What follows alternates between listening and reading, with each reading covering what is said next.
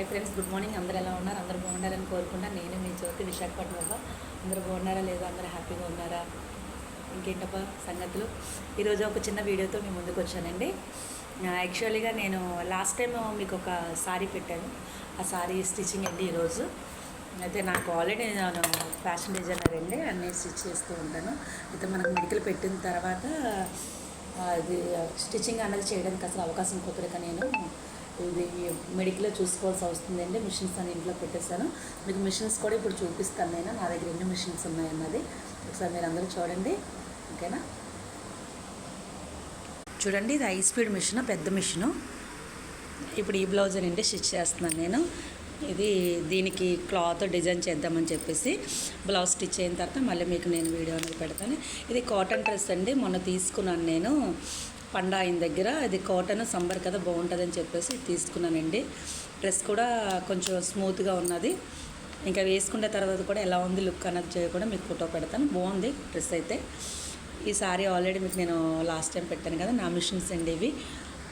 ఇలానే 2 మిషన్స్ అండి. ఇక్కడ ఇంకో మిషన్ కూడా ఉంటుంది, అది 2-in-1 మిషను. అయితే దీనికి ఏంటంటే ఫాల్ కుట్టడానికి స్టిచ్చింగ్ కూడా సరిపోతుంది. ఈ మిషన్ అయితే మనకి ఇది ఫస్ట్ ఉండేదండి నాకు ఈ మిషను. ఈ మిషన్ అయితే ఫస్ట్ తీసుకున్నాను నేను.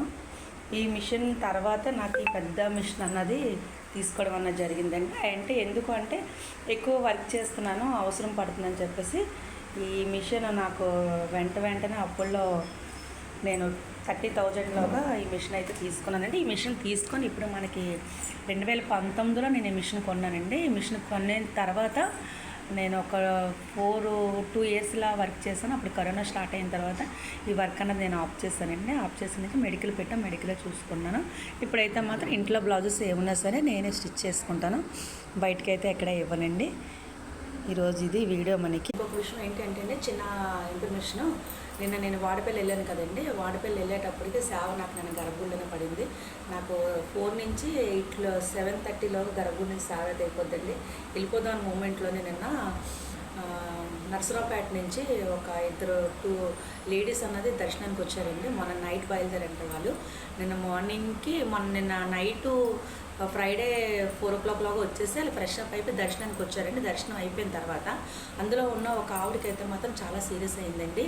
ఎందుకంటే వాడు జర్నీలో వచ్చేటప్పుడు చపాతీ తిన్నారంట. అది నైట్ అంతా కూడా డైల్యూషన్ ఒక సెస్ట్లో పట్టేసి చాలా పెయిన్ వచ్చేసి ఎక్కువ వామిటింగ్స్ అయిపోయి బాడీ మొత్తం పల్స్ అంతా డౌన్ అయిపోయిందండి. చాలా స్వెట్టింగ్ అయిపోయింది. నాకు కూడా చాలా భయం వేసింది. ఎప్పుడు అలా జర్నీ చేస్తే నైట్లో చపాతీ ఎవరో తినొద్దు, డైల్యూషన్ అయిన ఫుడ్డే తినాలి మనం. నెక్స్ట్ ఇంకోటి ఏంటంటే ఇప్పుడు మన సమ్మర్ ఉంది కాబట్టి మనం బయటకు వెళ్తే ఏదైనా వాటర్